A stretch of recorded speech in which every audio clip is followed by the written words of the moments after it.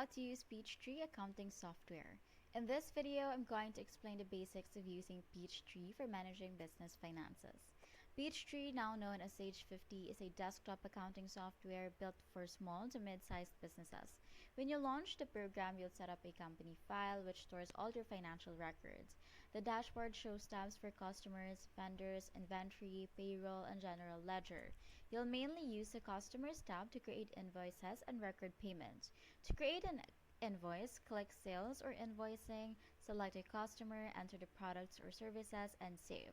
Next, in the Vendors tab, you can enter bills and record purchases. This helps keep track of what you owe and when payments are due.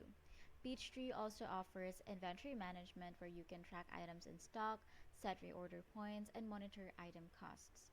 The general ledger, or the banking, keeps track of every transaction made, including journal entries and adjustments. Bank reconciliation is found under the Tasks tab, where you can match transactions in Peachtree with your bank statement to ensure accuracy. For reports, Peachtree lets you generate balance sheets, income statements, and cash flow summaries to analyze your business performance.